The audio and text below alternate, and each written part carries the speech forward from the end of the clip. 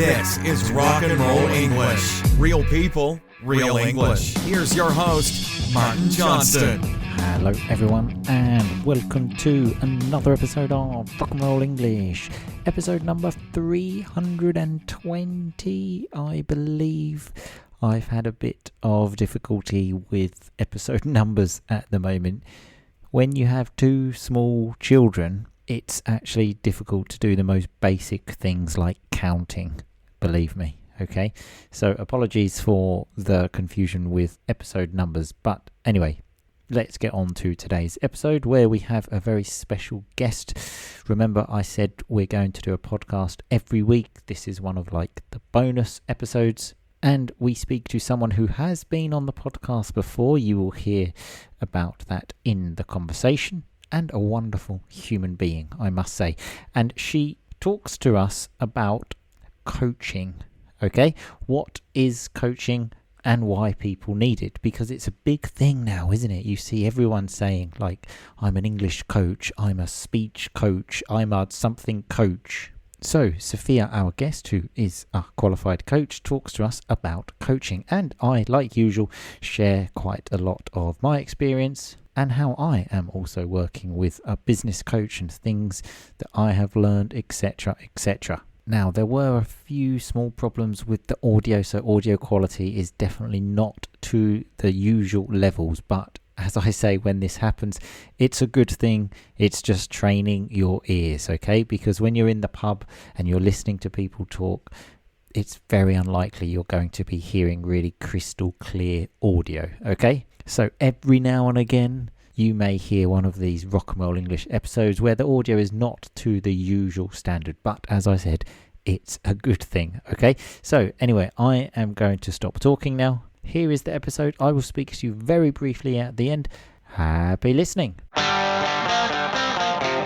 Hello, Sophia, and welcome back to Rock and Roll English.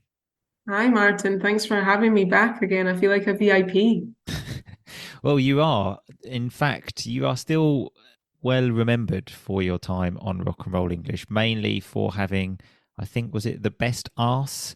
Which, in case anyone hasn't listened to that episode, that's not me being horrible or anything saying that. Sophia actually won an award at school for the best arse, didn't you? Yeah, that was when we were talking about our teenage years, our embarrassing moments. Oh, that sounds like a brilliant moment. What's embarrassing about that? I mean, it was just remember what we said about the guys who didn't chat me up or ask me to dance at the school disco, but then they all voted me as having the best ass. But still, it ended well then, okay? Yeah, it had a happy did. ending. So last time we spoke, like you mentioned, we spoke about teenagers because then you were in your coaching role helping teenagers. But now you have told me you're doing something a bit different. So what do you do now? So, I mean, I still help teenagers when and as needed, but as my teenagers who I was working with have kind of moved on now into university, into adult life, I have kind of moved with them.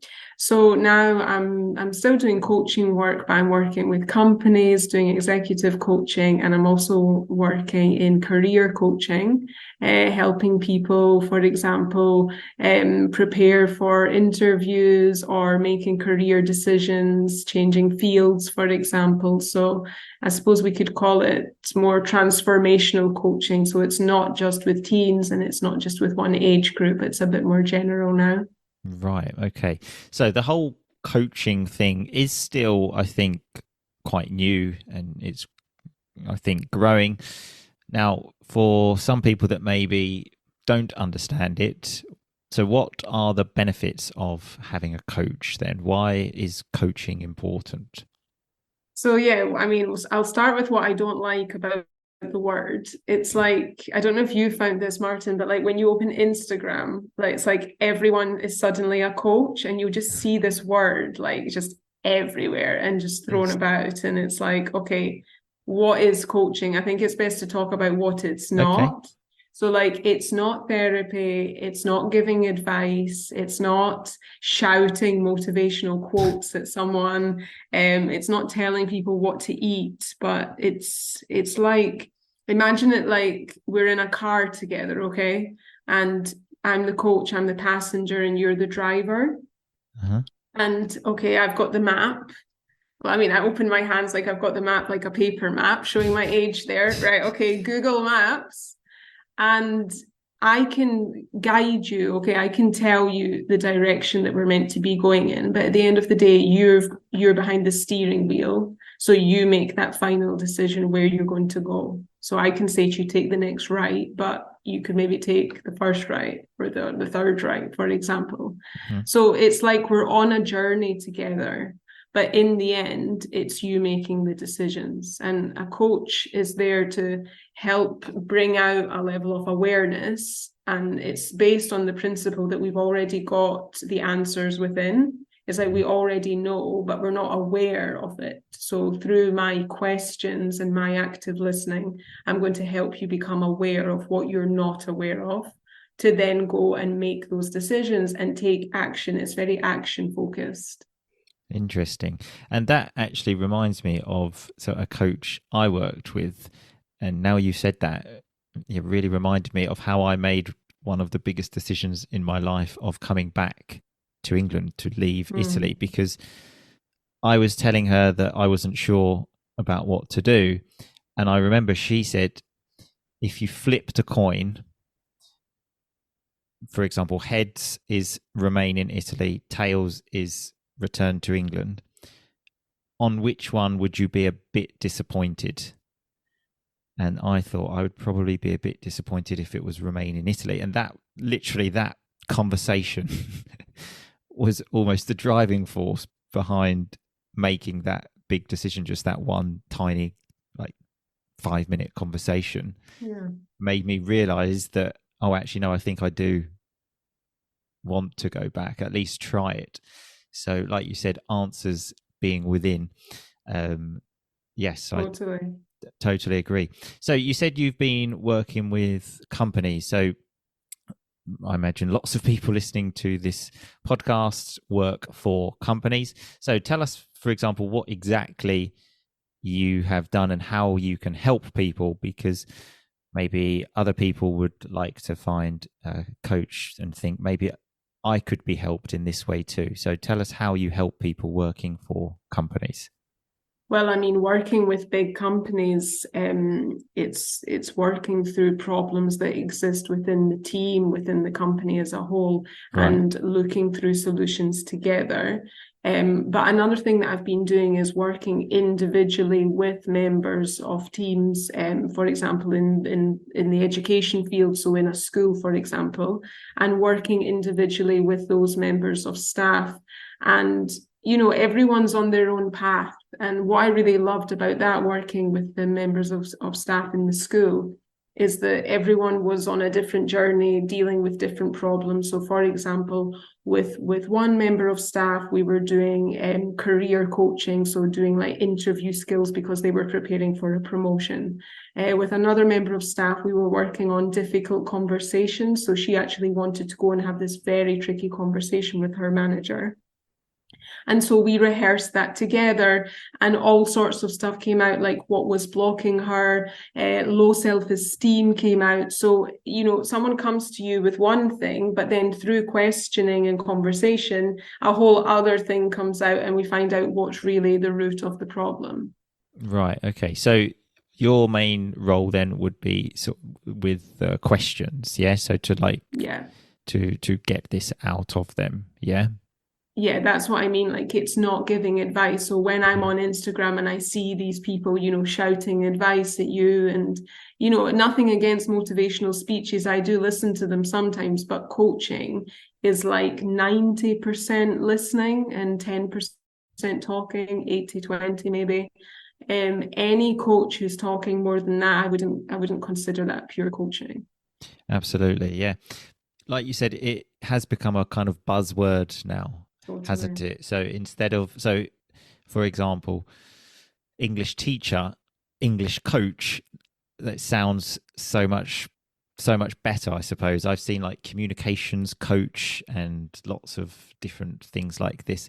And the thing is, lots of people obviously use that term without actually having any qualification. I myself did one a few years ago and got an accredited qualification Yeah. for a neuro language coach. That was a course I did. What things have you done in the past? So I'm a qualified ICF coach. So ICF is the main body, the International Coach Federation. So that's like the main body for coaches. So anyone who wants to become, an official coach, anyone who wants to work with big companies or, with real authorized coaching platforms, they need to go through that pathway. So I did my education, if you like, it was a 1-year course with the International Coach Academy. And then with those hours and with that experience, I then applied to become an ICF coach. Right. Okay. So you can only apply to become an ICF coach if you have a registered qualification, if you've done a registered course. It's a bit like, I don't know, you becoming an EFL teacher or wanting to, get promoted. You need to have qualifications. You can't just rock up and say, oh, I'm a teacher. I mean, sometimes you can, but if you want to work for a good school, if you want to be a good teacher, you need a qualification. So it's kind of the same thing for coaching. And, I think it's really important to work with qualified coaches, because if you don't, then, you're kind of lowering the standards of the profession. Absolutely. Yeah. Because like you said, it's everyone just seems to be using this word now. But what about you yourself? Have you ever worked with a coach for you? Like, do you think it's for everyone, or can you have these conversations with yourself? How does it work? No, I definitely have worked with a coach and still do. A coach definitely needs to be coached. We all come up, we all have problems, we all face difficulties. I have some big decisions at the moment I need to make about the future of my career, the direction that I want to go in, and I'm working with a coach right now to talk about that. I really believe in the value of coaching. I think that everyone can benefit from coaching, unless, I would say the one exception is if what you really need is therapy. Right. And then that's a whole different thing. And it's up to, a good coach to guide that person and tell them that they need to go to therapy. Right. Okay. Because, I also have been working with a business coach for the last kind of year now. And again, I think I kind of had the mentality before of like, no, I've got all the answers. I can work this out for myself. But working with someone closely, well, I think there are two things. One is like you said, maybe not advice, but the questions that they ask and that help you realize things. But for me personally, it's the accountability. Like if I say to someone, okay, well, I'm going to do this, like between one session and the next, and I'm paying this person a lot of money, then I'm going to do it, because lots of things that I have done with this business coach helping me, it's not like, I don't know, rocket science, or he hasn't really told me anything that in some ways I didn't already know some things, but it's just the motivation to take action instead of my normal mentality, which is kind of like, I'll do this soon. And I've recently come to realize how valuable that is. So, well, two things: having someone to hold you accountable, and for me personally, paying lots of money, because it sounds ridiculous, but for me, I almost now want to pay for things. So an example of this is I do many online courses, and there was one course that I really wanted to do, but it was free. And so I downloaded it and I have not opened it once. But at the same time, when I've paid for other courses where I've paid like more than 1,000 euros, I do that work because I'm so financially invested as well. Have you found anything like this, like with the taking action, like with the coach you work with? Oh, 100%, 100%. I've done a lot of free coaching in the past, and you'll get someone coming for one session with big intentions, and then you never hear from them again. Yeah, exactly. I actually shared a story recently of when I first moved to Italy, and someone refused to have free lessons with me, and he went to, I think, the British Council and paid like €500 for a course.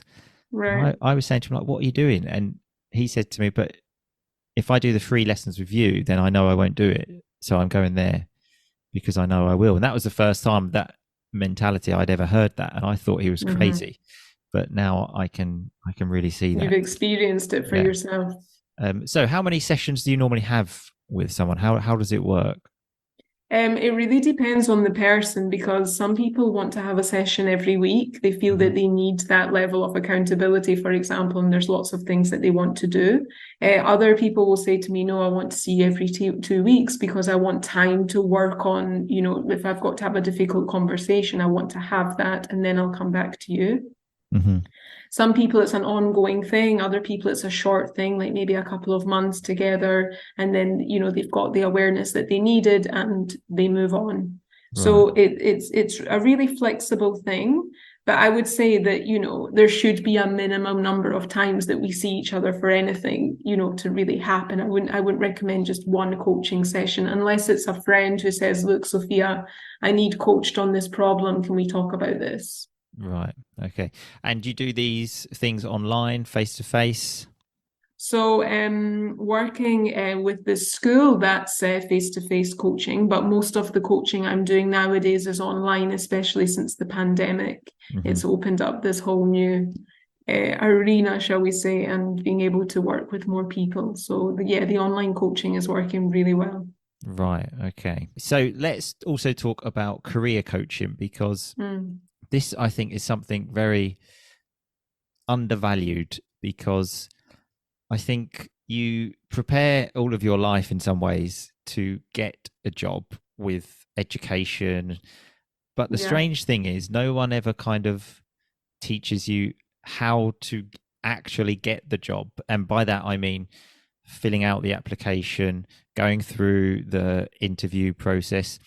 I would like to think I am quite good at this, because I remember at university, there was a free course for students like that were graduating about how to get a job, how to do all of these things. Great. And I remember I took that course and I was literally the only person on the course. Now, if you think in that year that I was in at university, there were thousands of students and I was the only one, the loser, let's say. My friends were all making fun of me for taking that course. But that has really set me in good stead for basically my whole life, because I know how to write a CV, I know how to respond to job advertisements, I know what to say in interviews. In fact, I've had so many jobs because I think I'm really good at actually getting the jobs. I'm just probably not very good at the job itself, and then have to change. But getting the job, really good. So, so talk to us a bit about that and how you can help people and why it's important. Well, first of all, Martin, I don't think you need a career coach, so that's good. Okay, that's one less thing you need to pay for. No, I'm so passionate about this topic about career coaching, because if you think back to when we were at schools, I know that we're the same age. When I was at school in Scotland, it was like, okay, you need to apply for uni because you've got good grades, and then you're going to go to uni for 4 years and you're going to study whatever you want, whatever you like, and then you're going to get this amazing job and you're going to be set up for life and you're going to get your mortgage, blah, blah, blah. And we know that now, with hindsight, that the reality is really different, well, for most of us. Well, for what I studied anyway. But I think that's why I love career coaching so much, because the world has changed so much. And so many of us are still stuck in this mindset of, okay, I need to go to uni now and I don't know what I want to study. Or if I don't go to uni, then I'm not going to get a job. Or I need to do this job because my dad does this job. And so it's about just sitting down with that person and just finding out what it is that they really want. So what is it that's under all of this, under what society has told you that you need to be or should be? And it's just amazing what comes out, people's passions. And, again, talking about the pandemic, I think it was very damaging, but a lot of possibility has come out of it. Different ways of working. People are much more flexible now. There's so many more opportunities online. Absolutely. And that's why I think career coaching is just so, so important. In the UK, it's a registered role, like at universities, they now have career coaches. But where I am in Italy, that's not a role that has been invented yet. So who knows, maybe I'll be doing that in the future. But I really, really believe in the power of that and just helping people get from where they are and seeing the potential, seeing where they can go. And it might not be the university path, it might not be the career that their parents want, but it's the one that they want. Yeah, absolutely. Yeah, totally agree. I think people are still stuck in the old ways of like the jobs you can get, because like you said, especially since the pandemic, lots of new jobs and careers have now opened up. And again, I didn't realize this when I was young, but my mentality was I just want to get a job where I can get lots of money. So that's why I studied economics at university. Me too. Oh, really? Yeah, for the same reason, but then I had to leave because I couldn't hack it. Oh, right. Okay. Well, I got the degree and then took the natural step and got a really good job in London at an investment bank. And I thought, I have made it. I thought, this is it. I was only like 22 and I thought, this is it now. And then very, very quickly realized I absolutely hated that job. And I remember thinking, I cannot do this for the next 40 years of my life. But it wasn't even almost an option or consideration when I was young of a job that I would like to do. It was just a job that will pay good money. I didn't even consider I would need to like this. But then, so what I do now, I obviously, in fact, in our pre-podcast chat, I was telling you, if I had a completely free day with nothing on, I would choose to work. I don't even really like to call it work because I actually really enjoy it. Just on the flip side, it doesn't pay quite as well as the investment bank, but I'm certainly a lot happier in my life. And obviously that's the main thing. When I was working at that bank, I mean, obviously I was young, living in London, had lots of money, and you would think that sounds great. But when I look back at that period, it's almost like a dark period of my life. So, I 100% agree that career coaching is extremely, extremely important to, like you said, help you realize, because sometimes you probably don't know yourself, like what your passions are and what you'd like to do. So anyway, Sophia, it's been an absolute pleasure as always talking to you. So tell us where we can find out more about you. If anyone's interested in working with you, where can they find you? So you can find me on Instagram. My coaching is Fierce Life Coaching. And you can also send me an email, which I'm sure you will put the email address later. It's still Fierce Life Coaching. Absolutely. I'll put that in the show notes. So just go to rockandrollenglish.com, click podcast episodes, click on the latest episode, and all of Sophia's details will be there. So thanks very much again, Sophia. Thank you. The best of luck to you, and hopefully we'll talk to you again soon. Thanks, Martin. Thanks a lot. See you soon. Bye-bye. Okay, so that was me speaking to Sophia about coaching. I hope you learned something from it. If this episode has helped one person, it has been a success. Remember to go and check out Sophia on the website. All of her details are there. And I hope you are a little bit more informed about this whole new coaching world. Thanks a lot for listening, everyone. I will talk to you very soon. But in the meantime, just keep on rocking, baby. Thanks so much for listening to Rock and Roll English. For more great content and to stay up to date, visit rockandrollenglish.com and facebook.com/rockandrollenglish. We'll catch you next time.